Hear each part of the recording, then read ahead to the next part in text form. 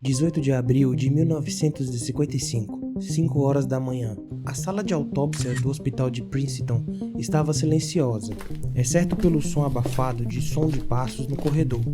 A secretária havia saído por alguns minutos, e foi nesse intervalo que tudo aconteceu. Sem consentimento da família, o patologista Thomas Harvey removeu o cérebro de Albert Einstein, ainda quente, e o colocou em um frasco de formol. O órgão pesava apenas 1.230 gramas, menos que a média de um adulto comum, mas o que Harvey fez a seguir parecia cena de filme. Cortou o cérebro em 240 partes e iniciou um experimento clandestino que atravessaria gerações. O que ele encontraria dentro daquele cérebro colocaria em xeque tudo o que achamos saber sobre a genialidade humana. O gesto, inicialmente visto como uma violação ética, acabou se tornando um dos experimentos anatômicos mais controversos e fascinantes do século. Mas o que Harvey estava buscando? Uma resposta simples, porém inquietante. A genialidade deixa marcas físicas no cérebro ou é apenas fruto de ambiente e esforço? Durante décadas, esse órgão foi passado de mão em mão, analisado sobre os melhores microscópios disponíveis. E o que encontraram revela não só algo sobre Einstein, mas sobre o potencial escondido dentro de cada um de nós.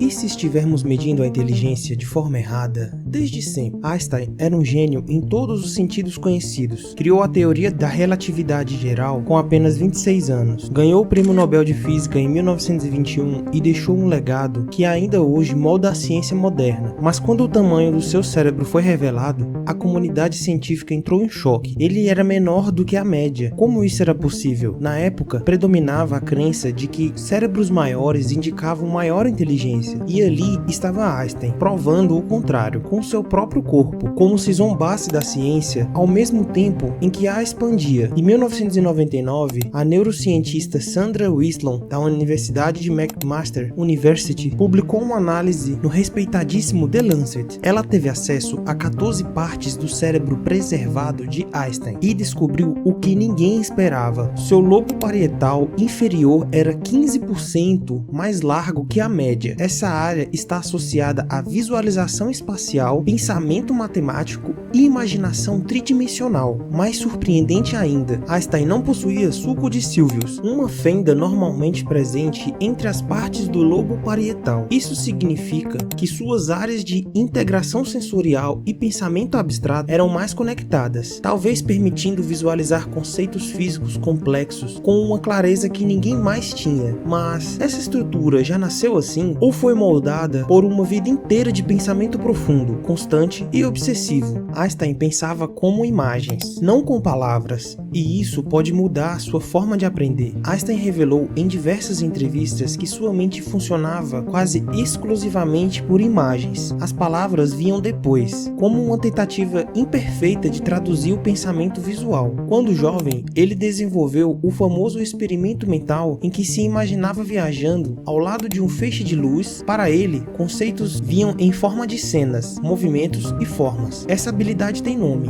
inteligência visual espacial. Hoje, a ciência reconhece múltiplas formas de inteligência, e essa é uma das mais negligenciadas pelo sistema educacional tradicional. Ela está presente em arquitetos, engenheiros, artistas, físicos e talvez até em você. Se você já teve dificuldade com fórmulas, mas sempre entendeu visualmente as coisas, talvez você nunca tenha sido ruim em aprender. Talvez só tenham te medido com a régua errada. E a boa notícia, essa forma de cognição pode ser treinada. Visualizações mentais, manipulação de imagens geométricas, mapas conceituais, xadrez, cubo mágico, tudo isso estimula o lobo parietal. O cérebro de Einstein pode ter sido único, mas os caminhos que ele percorreu não eram exclusivos. A ciência descobriu que a genialidade é mais moldável do que se imaginava. Décadas depois da remoção do cérebro de Einstein, a ciência mudou sua forma de entender o cérebro humano. Estudos sobre a neuroplasticidade. O cérebro não é fixo, ele é mutável, moldável. Um estudo icônico em 2004 analisou motoristas de táxi em Londres e revelou que eles tinham o hipocampo, região ligada à memória espacial, mais desenvolvida que a média. Por quê? Porque passavam anos memorizando as ruas da cidade inteira. O cérebro deles se reconfigurava com o uso. Isso ecoa fortemente na história de Einstein. Ele tocava violino desde a infância, lia filosofia por prazer, falava 3 idiomas desde os 12 anos, ou seja, a genialidade dele foi construída adquirida, não apenas herdada. O cérebro funciona como um músculo. Ele responde ao estímulo. O que você consome, o que você estuda e o que você repete muda quem você é por dentro. O cérebro que você tem agora não é o cérebro que você precisa ter amanhã. Ele pode mudar e isso depende só de você. Estudar o cérebro de Einstein é, no fundo, estudar a possibilidade de ultrapassar nossos próprios limites. Essa história não é só uma curiosidade científica, é uma provocação. Como estamos tratando o potencial humano? Ainda usamos testes de QI, provas padronizadas e métricas lineares para medir algo tão complexo quanto a mente. Mas o cérebro de Einstein, com suas anomalias, suas habilidades e suas formações contínuas, mostram que a genialidade não tem fórmula. Ela surge da intenção entre curiosidade e esforço, ambiente e persistência. Mais de 60 anos depois da morte de Einstein, ainda não conseguimos explicar com exatidão o que fez tão especial e talvez aí esteja a maior lição. Einstein não foi um milagre da biologia, ele foi o resultado de uma mente exposta ao impossível e talvez esse seja o verdadeiro segredo, não nascer gênio, mas se permitir pensar como um.